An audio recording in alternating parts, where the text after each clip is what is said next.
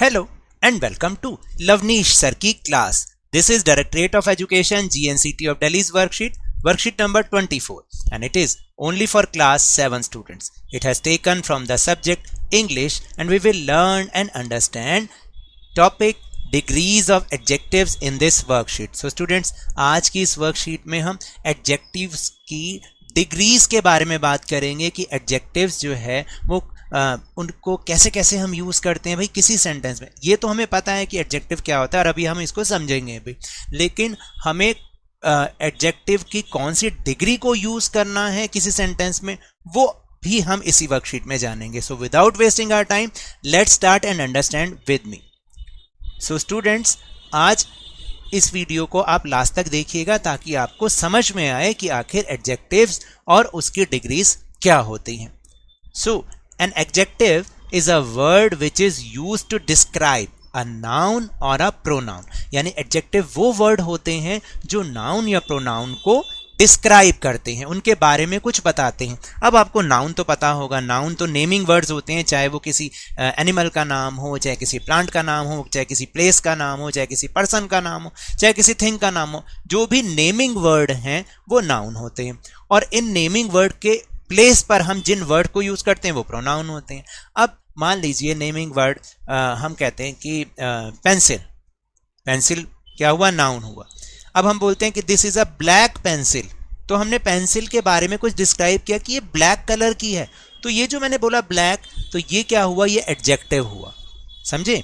Adjective have 3 degrees to express their intensity, और adjective की 3 degrees होती हैं जो उनकी इंटेंसिटी को एक्सप्रेस करती है. इंटेंसिटी मतलब कि हमें कितना एडजेक्टिव रखना है. जैसे डिग्री होती है ना कि भाई इतने डिग्री काम करना है, इतना करना है, या कितने लेवल पे काम करना है, तो वो हम यहाँ पर बताएंगे कि हमें कौन से लेवल का एडजेक्टिव कहाँ पर यूज करना चाहिए. तो एडजेक्टिव आपको समझ में आ गया कि क्या होता है, जो कि नाउन के बारे में कुछ भी डिस्क्राइब करे या प्रोनाउन के बारे में कुछ भी डिस्क्राइब करे. The 3 degrees of adjectives are, यानी एडजेक्टिव की 3 जो डिग्री हैं वो कौन कौन सी हैं? कौन सी हैं वो डिग्रीज? पॉजिटिव, कंपैरेटिव और सुपरलेटिव. पहले तो इनके नाम याद रखने हैं, पॉजिटिव, कंपैरेटिव और सुपरलेटिव. अब पॉजिटिव डिग्री क्या होती है, कंपैरेटिव डिग्री क्या होती है और सुपरलेटिव क्या होती है, कैसे हम इसका यूज करते हैं, let's try to understand. First will take positive degree. It just tells about the existence of a quality of an object or person. यानी ये हमें क्या बताती है कि किसी ऑब्जेक्ट या पर्सन की क्या क्वालिटी है, उसके अंदर क्या क्वालिटी मौजूद है. एग्जिस्टेंस का मतलब उसके अंदर क्या क्वालिटी मौजूद है, क्या उसके अंदर गुण है. इट शोज नो कंपैरिजन, और ये हमें कोई कंपैरिजन नहीं बताती. जैसे कि हम बोलें सरला इज अ ब्यूटीफुल गर्ल, यानी सरला जो है एक ब्यूटीफुल सुंदर लड़की है. अब इसने सरला क्या है, एक नाउन है, उसके बारे में क्या डिस्क्राइब किया कि वो एक ब्यूटीफुल गर्ल है, तो वो एक सुंदर लड़की है. इसको किसी उसके अंदर जो क्वालिटी है बस वो बताई हुई है, किसी के साथ कंपैरिजन नहीं है कि सरला भाई कमला से ब्यूटीफुल है या इससे ब्यूटीफुल, ऐसा नहीं है. फिर I have a small car, यानी मेरे पास small cat, sorry, I have a small cat, मेरे पास एक छोटी बिल्ली है. अब आई क्या हो गया? प्रोनाउन हो गया, और प्रोनाउन के बारे में क्या बता रहा है? कुछ ना कुछ डिस्क्राइब कर रहा है कि भाई मेरे पास एक छोटी बिल्ली है, I have a small cat. ठीक है, तो इसमें और किसी और तो कुछ नहीं बता रहा ना कि भाई मेरे पास जो है रमेश से छोटी बिल्ली है या इसके पास से कुछ नहीं, बस उसके पास जो है वो जो क्वालिटी या डिस्क्राइब कर रहा है बस उसी के बारे में बता रहा है. Then next is comparative degree. Comparative degree is used to compare one noun or pronoun to another noun or pronoun. यानी comparative degree हम वहाँ पर यूज करते हैं जब हमें एक नाउन या प्रोनाउन को दूसरे नाउन या प्रोनाउन के साथ कंपेयर यानी उसकी तुलना करनी हो. In comparative degree only 2 things are compared. और कंपैरेटिव डिग्री में हम जहाँ पर हम कंपैरेटिव डिग्री का एडजेक्टिव यूज करते हैं ना, वहाँ पर केवल 2 ही चीजें होती है जिनके बीच में हमें तुलना करनी होती है. We use words like than and to after comparative adjectives in sentence. और इसकी पहचान क्या होती है कि जब भी हम कंपैरेटिव डिग्री यूज करते हैं ना, तो उसके बाद हम या तो देन लगाते हैं, देन, या टू लगाते हैं. ये याद रखना. जैसे he is taller than his brother, तो अगर मैं बोलता कि एक ही है, कि ही इज टॉल, तो वो हो गया पॉजिटिव, लेकिन मैंने बोला he is taller than his brother. अब दो जनों में कंपैरिजन हो गया ना, कि वह अपने भाई की तुलना में ज्यादा लंबा है। ठीक है, तो कंपैरेटिव में हमेशा दो चीजें आएंगी, दो चीजों के बीच में कंपैरिजन होगा। जैसे सुमन इज जूनियर टू मीनू, अब ये टू आ गया, देखो ये पहचान है कि कंपैरेटिव डिग्री के बाद या तो देन लगता है या टू लगता है, यानी सुमन जो है वो मीनू की जूनियर है। आपको समझ में आया? जब दो लोगों में हम कंपैरिजन कर रहे हैं तो हम कंपैरेटिव डिग्री लगा रहे हैं, जिसमें ज्यादातर हम ई आर लगाते हैं, जो भी वर्ड होगा ना उसमें ई आर लगा देते हैं। फिर सुपरलेटिव डिग्री, सुपरलेटिव डिग्री क्या कहती है? It expresses highest intensity of a thing in comparison to others in a group, यानी ये हमें बताता है कि वो किसी ग्रुप में ज्यादा लोगों में, यानी दो से ज्यादा लोगों में वो सबसे ऊंचा है या सबसे नीचा है, मतलब जो सबसे वाली इंटेंसिटी होती है ना, हाईएस्ट इंटेंसिटी, वो बताता है। जैसे माई हाउस इज, और इसमें EST आता है, my house is biggest in are locality, यानी पूरी हमारी लोकेलिटी में मेरा हाउस सबसे बड़ा है। तो ये जो सबसे जो शब्द आ जाता है ये सुपरलेटिव डिग्री कहलाती है। Then Bhanu is the best singer in our school, यानी भानु जो है वो हमारे स्कूल में सबसे बेस्ट सिंगर है, सबसे। तो ये जो सबसे वाली चीज आ रही है, चाहे वो पॉजिटिव चीज में आ रही हो चाहे नेगेटिव में भी सबसे भी आते हैं, भाई ये सबसे जो है कमजोर बच्चा है, तो वो सबसे ये आया ना, तो जहां पर भी वो सबसे वाला हाईएस्ट डिग्री आ गई तो वो सुपरलेटिव डिग्री होती है, और वो दो से ज्यादा जनों में जब कंपैरिजन होता है तब यूज होती है। अब here are some examples of positive, comparative and superlative degree। देखिए जैसे पॉजिटिव डिग्री क्या है? गुड। तो अगर हम कंपैरेटिव करेंगे, दो लोगों में कंपैरिजन करेंगे तो वो गुड का हो जाएगा बेटर, और सुपरलेटिव करेंगे तो वो हो जाएगा बेस्ट। ओल्ड पॉजिटिव है, कंपैरेटिव में क्या हो जाता है? ओल्डर, और सुपरलेटिव में हो जाता है ओल्डेस्ट। इसी तरह से वार्म मतलब गर्म, वार्म का मतलब क्या होता है? गर्म।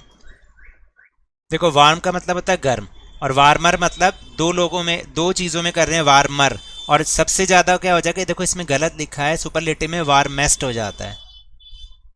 ठीक है, वार्मेस्ट।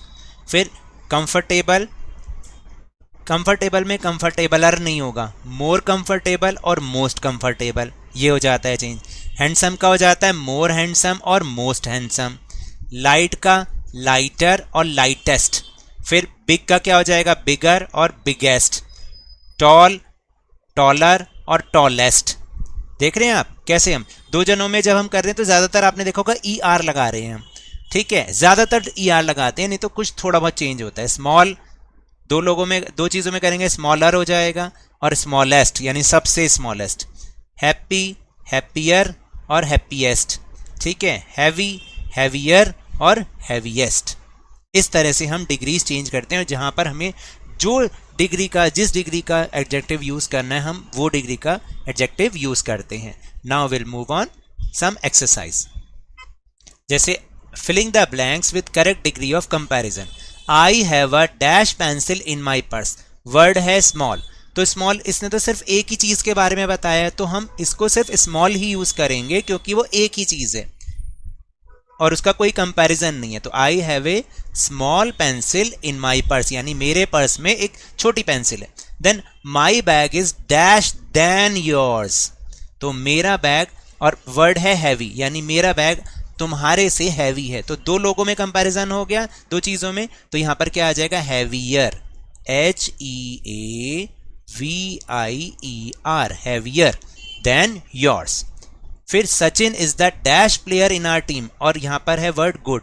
अब इन आवर टीम दो से ज्यादा जने होंगे टीम में, तो यानी सबसे गुड का क्या हो जाता है? गुड, और आगे क्या हो जाता है? अभी ऊपर हमने समझा, सेकंड डिग्री में वो बेटर हो जाता है, और थर्ड में क्या हो जाता है? बेस्ट। तो Sachin is best player in our team, यानी सचिन हमारी टीम में बेस्ट प्लेयर है।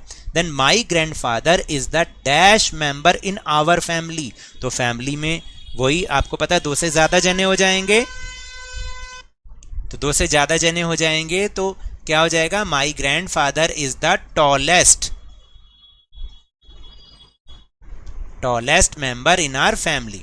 उसके बाद है Russia is dash than France, यानी रशिया जो, और दो कंट्रीज के बीच में कंपैरिजन है तो क्या हो जाएगा, रशिया इज लार्जर, यानी रशिया जो है फ्रांस से ज्यादा बड़ा है, Russia is larger than France, दो में है ना कंपैरिजन इसलिए।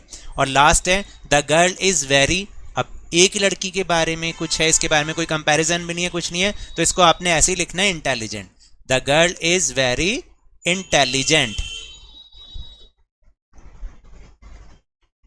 तो इस तरह से हमें अपनी ये एक्सरसाइज पूरी करनी है। अब आप इसको और अच्छे से एग्जाम्पल जब आप समझेंगे, आप इसको बार बार इन चीज़ों को नोटिस कीजिएगा अपने लेसन में पढ़ते हुए, या जब भी आप ग्रामर पढ़ते हैं तो आपको एडजेक्टिव की डिग्री समझ में आ जाएगी कि किस डिग्री का एडजेक्टिव हमें यूज़ करना है। तो टेलीग्राम ऐप पर भी हमने अपना चैनल लवनीश सर की क्लास बनाया है, जिसका लिंक आपको वीडियो के डिस्क्रिप्शन बॉक्स में मिलेगा। वहाँ से आप अगर हमारे चैनल के साथ ज्वाइन होंगे तो आपको सारे वीडियोस के लिंक एक साथ मिल जाएंगे। So now that's all for this worksheet. अगर मेरे इस तरह समझाने से अब आपको समझ में आने लगा है तो इस चैनल और वीडियो को लाइक कीजिए, लाइक का बटन दबा दीजिए, शेयर कीजिए, और अगर आप नए हैं ना तो सब्सक्राइब भी कर लीजिए ताकि सारी नोटिफिकेशंस आपको टाइमली मिल जाएं।